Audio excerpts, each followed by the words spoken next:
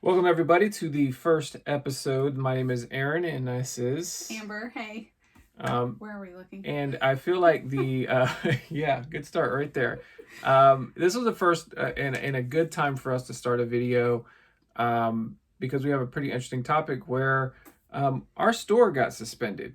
And to just shine some light to why there's a little bit of panic is we just went full-time reselling 3 months ago. And we just purchased all of these like $1,000 worth of boxes, and like the very next day we have a suspension. Yeah. So it's very interesting timing, and it's obviously an item that we had a lot of high hopes for. I guess that tends to be the stuff that's going to get struck down. So go ahead and share that with them. Okay, so we were at a garage sale. I was sitting in the car, and Aaron calls the car and says, "Hey, I found something, you need to get out here." So I go out there, and there's all these women, and Aaron's like guarding this wallet, this Louis Vuitton wallet. Just the old school box out technique of making sure that none of these ladies are getting to this wallet. So this was the wallet box. And on the table was displayed so nicely this beautiful wallet. As it falls to the floor. That's where it belongs. I don't care. Yeah. Yes. So I see it on the table, and it's got like this protector on the zipper. I don't know high-end stuff. I'm sorry to tell you. I'm not a fancy girl. So I was like, oh my gosh, it has all the paperwork, because we had sold a belt. A belt, yeah, Louis Vuitton belt. It was like a men's belt. And we sold it for about $350, somewhere around there. And we only paid $40 for it. So we've got a little bit of experience with Louis Vuitton. And a little bit of excitement. So when you see something like this, and you see like all these little extra materials, so you got a bag. It was wrapped in this paper thing. It's got these cards and all these other things. Yeah, little fancy little booklet from them, and like a little card about it. So I think it's pretty reasonable to think it's real, right? Yeah. Why would a fake go through this much effort? And then it has like this foam padding inside. And so, it was never used. You could tell it was never used. Needless to say, when all's said and done, we listed this last night for $650. It got flagged, and our account got suspended, and it was 3 hours. It was not long. Yeah. 2 to 3 hours. Yeah. And that's all it took. We might have gotten 2 views on it before it was taken down, and so here we are in this particular spot. And so the initial reaction. Hold on, wait. So when they freeze the account, like they hide all your listings, so nobody can even see anything in your store. You pretty much, it deters them, like to defers them to other people's stores. Yeah, if you go to the page now, it'll say here's some other stores that we recommend, and this store has sold no out. Stock or sold something out. like that. It says sold out. Either way. Now we're stuck, and honestly my initial reaction was, this damn thing is real. How are you possibly going to flag this and do this? How are we getting punished for this? That was my initial reaction. I was pissed, and I probably sulked the day away for about half the day. He was in bed. And it's Father's Day, and he was like, woe is me all day. Yeah. Well, eventually you come around, you accept it. Well, hold on. So our neighbor, his girlfriend, her son used to work at a store that sells like fancy handbags, Louis Vuitton. So he's like an expert. She came over and confirmed it is not real. Yeah, and then when we start to inspect it a little bit further, we actually see some of the signs. I think the sign that was the biggest telltale sign was like, there was some separation on the stitching. Not really separation, but it kind of waves. So it's like thinner on this end, and then it goes lower. But it's so minor that, like, you're in the excitement of things. You're at a garage sale, you see a Louis Vuitton, and you're like, oh my gosh, I gotta get it, because there's so many bad fakes out there. You see this one, you're like, oh, this is totally real. Yeah. So it's not. So essentially, we end up like realizing, okay, it is a fake. We have to accept it. Our Like bad. it's our bad. We accept the responsibility of having the 3 days to delist. And if anything, after being pissed off at eBay for the longest, I think it's their right to do that. That's the way they want to handle business. I do think back to some of the other strikes that we had on some items. So we had some foam posits that were taken down by they were Nike foam posits. They were taken down by eBay. The other one was some beauty product, which I really think was a bogus counterfeit claim, because I think it's just them trying to reduce the competition. And I think we ultimately should have fought harder in those situations to keep our account cleaner, so that if this situation were to come up, we wouldn't be negatively impacted to the extent that we are. Yeah.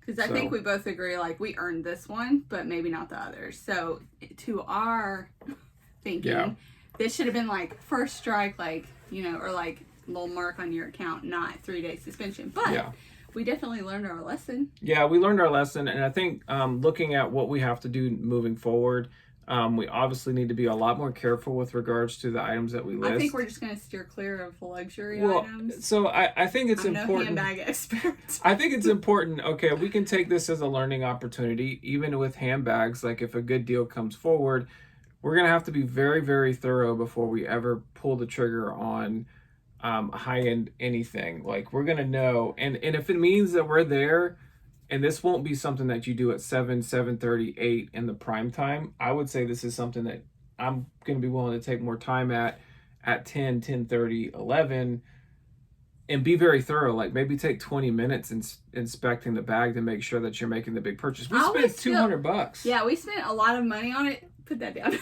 What? You don't like that? It's in my face. Okay.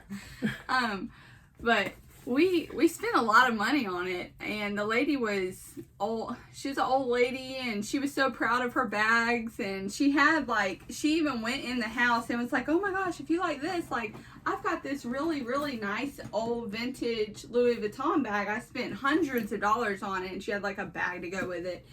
And so that just kind of sealed the deal in my mind. Oh, well, yeah, she's spent a lot of money on these things. They're definitely real. And I just take her for her word. I mean, and I honestly think she thought these were real. I don't think it was malice on her part, where, like, I've had a situation before where somebody sold me a fake, I want to say it was Lou Gehrig rookie card. Yeah, it was a Lou Gehrig rookie card. I thought I was paying $500 for a card that I was going to be able to flip for $2,000 to $3,000. Yeah.